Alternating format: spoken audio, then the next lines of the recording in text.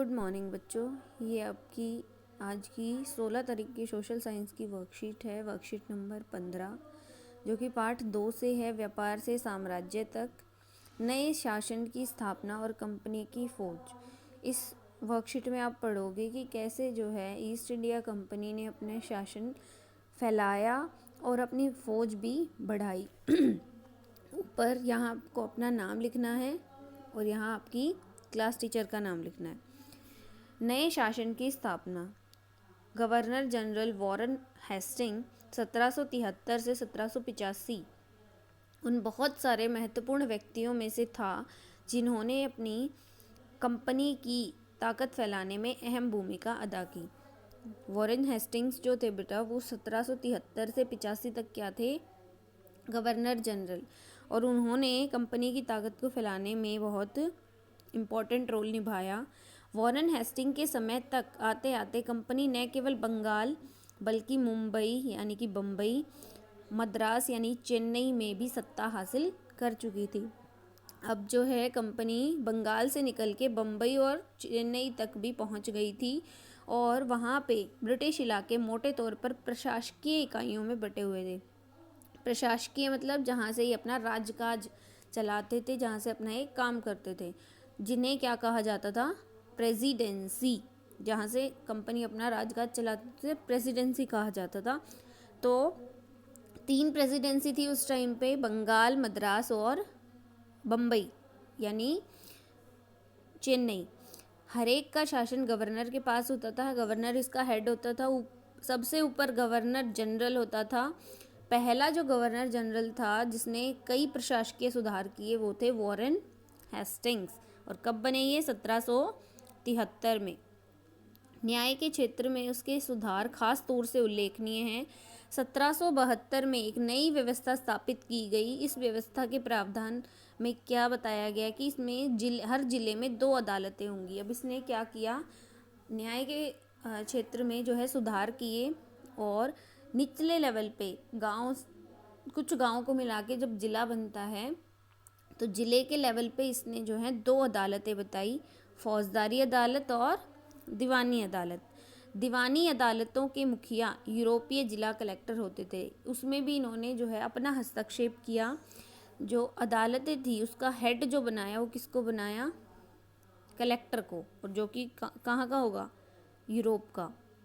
मौलवी और हिंदू पंडित उनके लिए भारतीय कानून की व्याख्या करते थे। अब वो यहाँ के कानूनों को जानते तो थे नहीं और उनको जो है वो हिंदी और संस्कृत नहीं आती थी पढ़नी, तो यहाँ के जो मौलवी थे या हिंदू पंडित थे वो यहाँ के कानून उनको बताते थे ट्रांसलेट करके। फौजदारी जो अदालतें थी वो अभी भी काजी और मुफ्ती के अंतर्गत ही आती थी लेकिन वे भी कलेक्टर की निगरानी में ही काम करते थे। मतलब किसी भी एक जगह को भी इन्होंने क्या नहीं किया, अकेले मतलब भारतीयों के ऊपर नहीं छोड़ा, सब जगह इन्होंने जो है अपना दबदबा बना दिया। NB हॉलहेड ने इसका संकलन अंग्रेजी में अनुवाद किया है। NB हॉलहेड ने क्या किया? जो है इंग्लिश में अनुवाद किया। किसका? हिंदू कानूनों में समरूपता लाने के लिए 1775 में 11 पंडितों को भारतीय कानून का संकलन करने का काम सौंपा गया। 1975 में 11 पंडितों को जो है काम सौंपा गया कि हिंदू कानूनों में जो भी चीज़ें हैं उनमें समरूपता हो, और इंग्लिश में इसका ट्रांसलेट कौन करेगा? NB हॉलहेड। 1778 तक यूरोपीय न्यायाधीशों के लिए मुस्लिम कानूनों की भी एक संहिता तैयार कर ली गई। सिर्फ हिंदुओं के लिए नहीं, 1778 में मुसलमानों के लिए भी जो है इन्होंने काम करना शुरू कर दिया। 1773 में एक रेगुलेटिंग एक्ट के तहत एक सुप्रीम कोर्ट की स्थापना की गई। कहाँ पे? कलकत्ता में।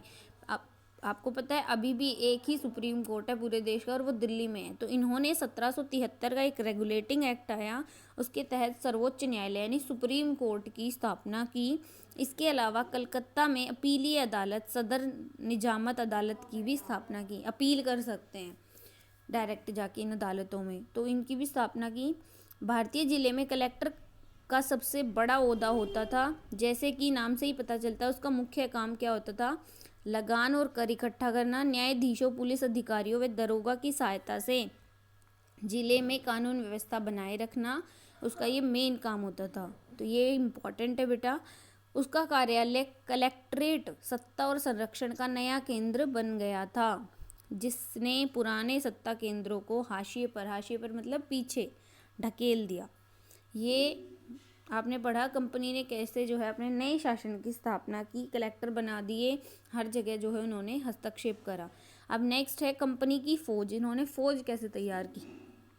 अंग्रेज अपनी सेना को सिपॉय यानी कि सिपाही आर्मी कहते थे, और जहां मुगल फौज मुख्य रूप से घुड़सवार और पैदल सेना थी, जिन्हें तीरंदाजी और तलवारबाजी सिखाई जाती थी, प्रशिक्षण दिया जाता था, वहीं जो कंपनी की सेना थी, ब्रिटिश सेना थी, वो जो है मास्केट यानी कि तोड़ेदार बंदूक और मैचलॉक बारूद को चिंगारी से माचिस से चिंगारी देने वाली बंदूक, यानी दो बहुत डिफरेंस था यहाँ की फ़ौज में और जो कंपनी की फ़ौज थी। क्या अंतर था देखो। मुग़ल फ़ौज जो थी वो मुख्य रूप से सवार प्रशिक्षित घुड़सवार और पैदल सैनिक, लेकिन इनके में सिर्फ पैदल सैनिक थे। मुग़ल फ़ौज में सवारों का दबदबा, पैदल सैनिक कम, और इसमें कंपनी की फ़ौज में सवारों की संख्या कम, पैदल सैनिक ज़्यादा थे। इनको तीरंदाजी तलवारबाजी आती थी, जबकि ये बंदूक चलाने में निपुण थे। विशाल पेशेवर प्रशिक्षित सेना नहीं, आवश्यकता पड़ने पर ग्रामीण सशस्त्र किसान भी सैनिक, लेकिन यहाँ पे जो है सिपाहियों को ढंग से अभ्यास कराया जाता था और वो जो है प्रशिक्षित थे, ट्रेंड थे, अपने जो है काम में माहिर थे। तो ये आपने डिफरेंस पढ़ा। अब अनुशासित और पेशेवर सिपाहियों की सेना खड़ी करने के चक्कर में अंग्रेज कई बार जाति और समुदायों की भावना को नज़रअंदाज कर देते हैं। वो क्या करते, अपनी फ़ौज बढ़ाने के लिए उन्होंने भारत के जो ग्रामीण लोग थे उनका ही यूज़ करना शुरू किया और उनको अपनी जो है फ़ौज में शामिल करना शुरू किया। अब कई बार वो क्या करते, हर समुदाय के लोग जो है, जाति और समुदाय के लोगों को उन्होंने लेना शुरू कर दिया बिना किसी भेदभाव के। पर सिपाही किसी न किसी समुदाय के सदस्य तो थे ही। अपने जीवन और पहचान के एहसास में आने वाले बदलाव को सिपाहियों ने किस रूप में देखे, यह 1857 के विद्रोह में स्पष्ट झलकता है। आप पढ़ोगे आगे कि कैसे जो है जाति और समुदाय की भावना जो है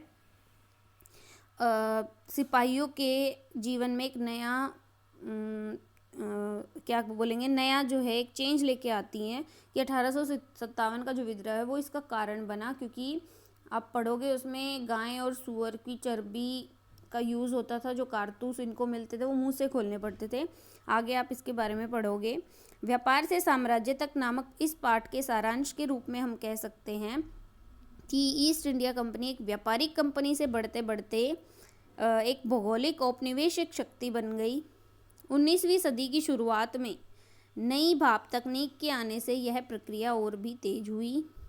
अब केवल 3 हफ्तों में जहाज़ की यात्रा से भारत पहुंचा जा सकता था। अब क्या हुआ, धीरे धीरे जो है सब कुछ चेंज होने लग गया और अब 3 हफ्तों में भारत तक आया जा सकता था जहाज़ की यात्रा से। अतः ज़्यादा से ज़्यादा अंग्रेज़ और उनके परिवार भारत जैसे दूर देश में आने लगे। 1857 तक भारतीय उपमहाद्वीप के 63% भूभाग यानी 63% हिस्से पर अंग्रेज़ों का शासन और 78% आबादी पर कंपनी का सीधा शासन हो गया था। देश और शेष भाग और आबादी पर कंपनी का अप्रत्यक्ष प्रभाव था। इस प्रकार व्यावहारिक स्तर पर ईस्ट इंडिया कंपनी इस पूरे भारत को अपने नियंत्रण में ले चुकी थी। आपने पढ़ा कैसे जो है उन लोगों ने हर जगह अपना जो है कंट्रोल करा और हर जगह हस्तक्षेप करके उन्होंने यहाँ पे शासन करना शुरू कर दिया।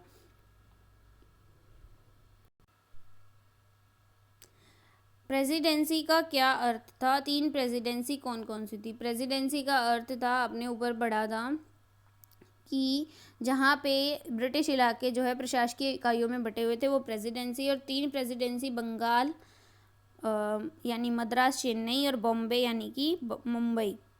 वॉरेन हेस्टिंग कौन था, उसे कंपनी की ताकत फैलाने में क्या अहम भूमिका निभाई। वॉरेन हेस्टिंग्स जो थे आपके पहले गवर्नर जनरल थे और उसने कई प्रशासकीय सुधार किए। न्याय के क्षेत्र में जो है 2 अदालतों के बारे में उसने बताया। वॉरेन हेस्टिंग ने न्याय के क्षेत्र में कौन से प्रमुख सुधार किए। वॉरेन हेस्टिंग ने न्याय के क्षेत्र में जो है ख़ास तौर से जो है ये आपकी नई व्यवस्था बताई 1772 में, जिसके तहत 2 जो है जिला अदालतें बताई और इसी के काल में ही सर्वोच्च न्यायालय की स्थापना भी की गई। तो इसके सुधार थे। क्वेश्चन नंबर 4, कलेक्टर का काम क्या होता था? आपने पढ़ा था।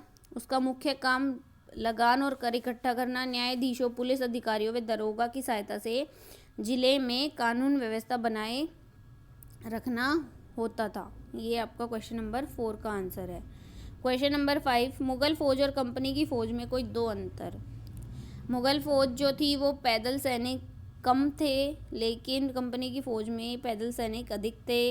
इनको तलवारबाजी आती थी, इनको बंदूक चलाने में ये निपुण थे। 2 अंतर है, आप कोई भी लिख सकते हो, पर 4 दिए गए हैं।